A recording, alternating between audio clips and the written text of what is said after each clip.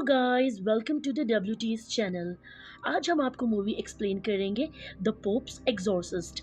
कहानी की शुरुआत होती है 4 जून 1987 में, जहां पर हम एक लड़के को देखते हैं जिसके अंदर शैतानी आत्मा आई हुई थी। वहां पर फादर, जिनका नाम गैब्रियल था, वो उस लड़के का इलाज कर रहे थे। वो उस लड़के के अंदर के शैतान से पूछते हैं कि तुम कौन हो, जिस पर वो कहता है कि मैं एक डीमन हूँ। गैब्रियल ने उसे उसका नाम भी पूछते हैं, मगर डीमन अपना नाम नहीं बताता। फादर गैब्रियल कहते हैं कि इस लड़के का पीछा छोड़ दो, और वो वहाँ पर एक पिग भी लाए थे। फादर गैब्रियल कहते हैं कि अगर तुम सच में एक डीमन हो तो इस पिग के अंदर जाकर दिखाओ। वो डीमन ऐसे ही करता है।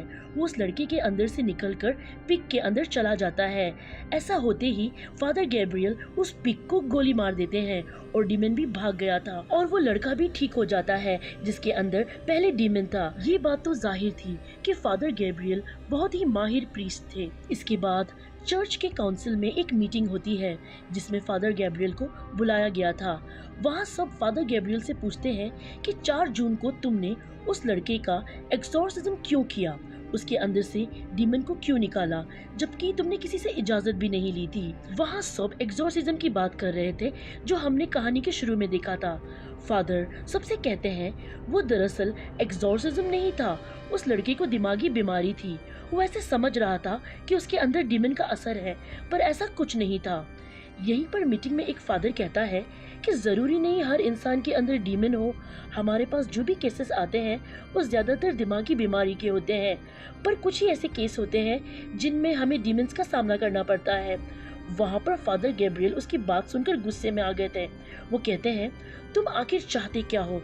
तुम यही चाहते हो कि मैं अपने ओहदे से हट जाऊं? वो कहते हैं कि इस तरह से बात कर तुम सभी फादर्स की पोजीशन को खत्म करना चाहते हो।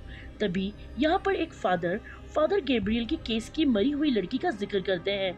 फादर गैब्रियल को इस बात पर और ज्यादा गुस्सा आ जाता है और वो इस मीटिंग को छोड़कर चले जाते हैं। इसके बाद हम अगले सीन में एक लड़की जूलिया को देखते हैं जो अपने छोटे बेटे और बेटी के साथ अमेरिका से स्पेन आ रही थी। दरअसल 1 साल पहले जूलिया के हस्बैंड की मौत हो गई थी कार एक्सीडेंट में, जिसमें उसका छोटा बेटा अपने डैड के साथ था। जूलिया का बेटा हेनरी उस कार एक्सीडेंट में तो बच गया, मगर उसके हस्बैंड की मौत हो गई। अपने डैड की मौत से हेनरी ने बोलना बंद कर दिया था। वो कुछ बोलता ही नहीं था। अब क्योंकि इनकी कमाई का कोई जरिया नहीं था, तो जूलिया अपने हस्बैंड का खानदानी घर की मरम्मत करने यहाँ आई थी ताकि उस घर को बेचकर इन्हें कुछ पैसे मिल जाए। इसलिए कुछ दिन के लिए इन्हें यहीं पर रहना था। यहाँ जूलिया की बेटी को बिल्कुल भी अच्छा नहीं लगता था। वो यहाँ पर रहना ही नहीं चाहती थी। अब की जूलिया जब इस घर में आ गई थी, इसकी मुलाकात फादर एस्क्यूबिल से होती है, जो कि इस घर का ख्याल रखा करते थे। वो उसे कहते हैं कि अगर कोई भी ज़रूरत हुई आप मुझे बुला सकती हैं। जूलिया की बेटी जब चारों तरफ घर में देख रही थी तो उसे दीवार पर एक सिंबल, एक निशान नजर आता है जो कि एक बड़े चर्च का था। अचानक उस दीवार में दरार आने लगती है। इससे जूलिया की बेटी डर जाती है और वहां से चली गई थी। और ऐसा ही निशान उनके घर में जो वर्कर्स काम कर रहे थे उन्हें नजर आता है। ये वर्कर्स गौर करते हैं और दीवार के अंदर आग जलाकर देखने की कोशिश करते हैं, तो वहाँ एक जोरदार धमाका होता है क्योंकि वहाँ पर सल्फर गैस थी, जिसकी वजह से ये हादसा हुआ था। हादसे की वजह से बाकी वर्कर्स ने भी वहाँ काम करने से मना कर दिया था। जब ये सब चल रहा था तब जूलिया की बेटी हेनरी अजीब हरकत करने लगता है। उसे न जाने क्या हो गया था, वो अब बोलना शुरू कर दिया था।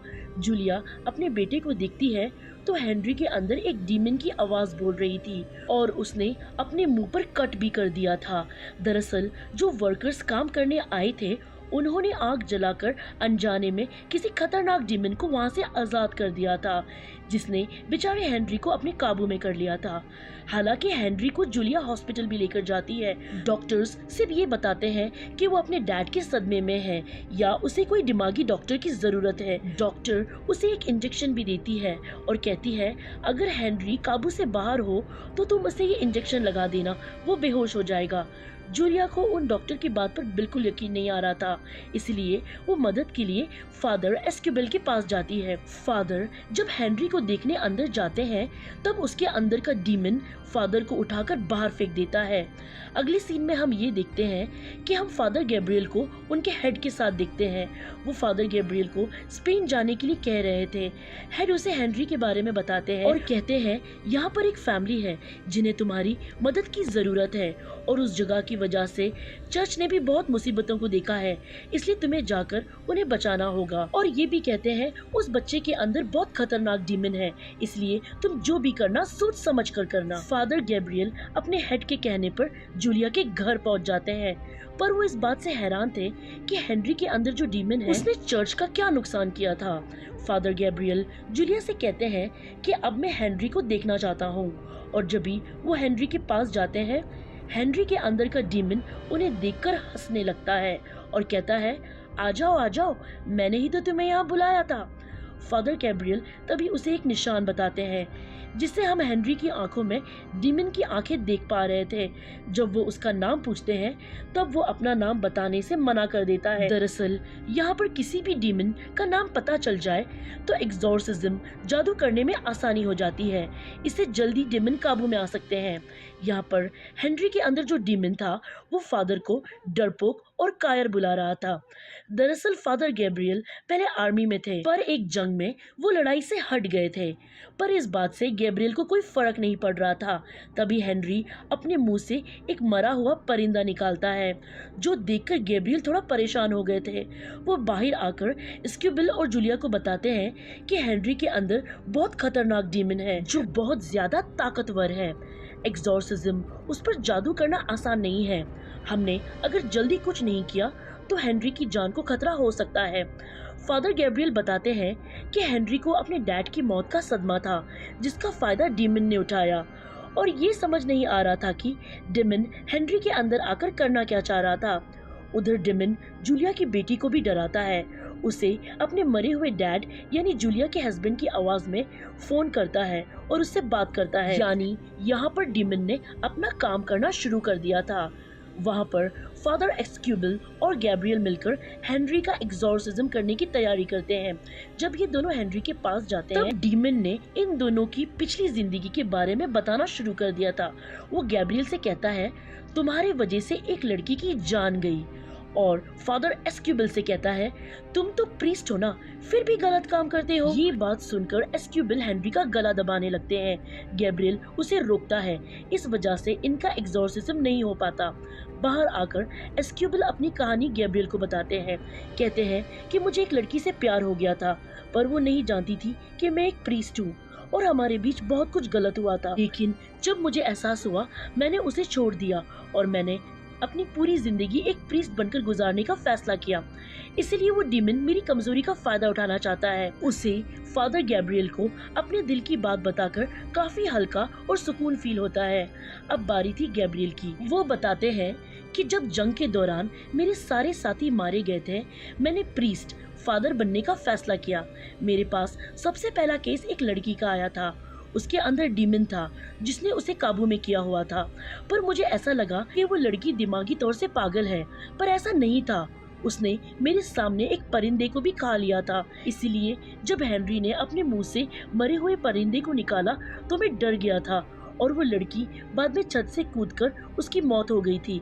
आज तक मुझे यही लगता है कि अगर मैंने उसकी बात मान लेता, उसके अंदर का डीमन बाहर निकाल देता, तो आज वो जिंदा होती। इसलिए अब फादर गैब्रियल एस्क्यूबिल से कहते हैं हेनरी पर नजर रखनी होगी, और यहाँ पर उस डेमन के खिलाफ सबूत ढूंढने चले जाते हैं। पर उन्हें इसी घर में एक कुआं मिलता है जिसके ऊपर चर्च के निशान की सील लगी हुई होती है, जिसको हटाने से फादर गैब्रियल को बहुत सारे कंकाल यानी ढांचे नजर आते हैं। और उधर दूसरी तरफ हम चर्च में गैब्रियल के हेड को देखते हैं जो बैठे एक किताब पढ़ रहे थे। उन्हें पढ़ते वक्त ये बात पता चलती है कि वहाँ जो डीमन है वो बहुत ताकतवर है। वो एक वक्त में बहुत सारे लोगों को पॉजेस्ड यानी अपने काबू में कर सकता है। इसी किताब को पढ़ते हुए हेड की तबीयत खराब हो रही थी।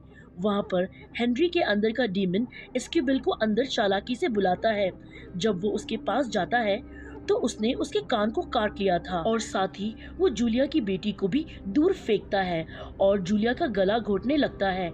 जब इसके बारे में गैब्रियल को पता चला, वो ऊपर आकर सबको बचाते हैं। अब वो एस्क्यूबिल को लेकर उसी जगह पर जाते हैं जहाँ पर उन्होंने कंकाल को देखा था। फादर गैब्रियल एस्क्यूबिल को बताते हैं कि जब जूइश क्रिश्चियन में बदले तो उस वक्त जिन्होंने इनकार किया था तो सजा के तौर पर उन्हें इस जगह पर बंद कर दिया गया था। अब ये दोनों अंदर जाते हैं, तब उन्हें उसी तरह के निशान वाला दरवाजा मिलता है। वो जब उस दरवाजे को खोलते हैं तो उन्हें बहुत सारे स्केलेटन यानी कंकाल मिलते हैं, जिनमें से एक कंकाल एक पिंजरे में बंद था। उसके हाथ में एक अंगूठी थी, वो एक प्रीस्ट का कंकाल था। वहीं पर इन्हें एक और दरवाजा मिलता है जिसकी चाबी इन्हें पिंजरे में बंद कंकाल के पास से मिलती है। आगे जाकर इन्हें इस दुनिया का सबसे बड़ा प्रीस्ट का कंकाल मिलता है। गैब्रियल यहाँ पर एस्क्यूबिल को बताते हैं कि यहाँ पर एक बहुत खतरनाक डीमन है।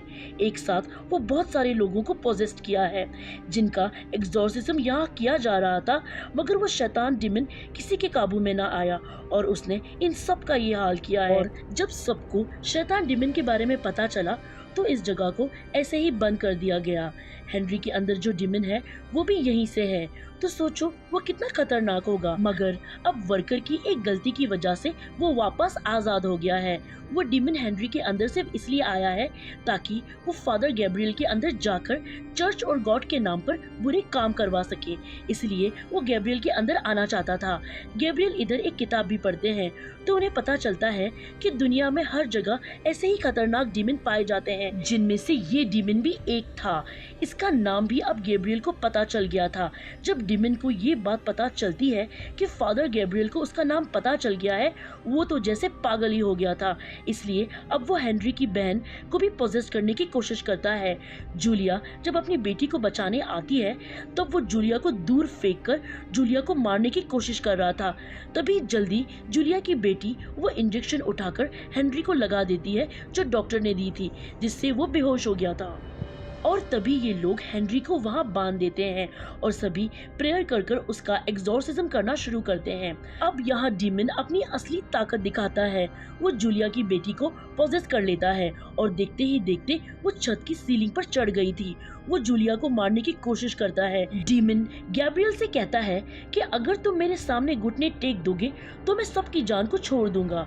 गैब्रियल जब देखते हैं कि सबकी जान खतरे में है, वो डीमन की बात मान गए थे। वो डीमन सबकी जान को छोड़ देता है। इस बात का फायदा उठाकर एस्क्यूबिल जूलिया और उसके दोनों बच्चों को यहाँ से जल्दी जाने का कहता है और खुद यहाँ रुककर फादर गैब्रियल की मदद करने का फैसला करता है।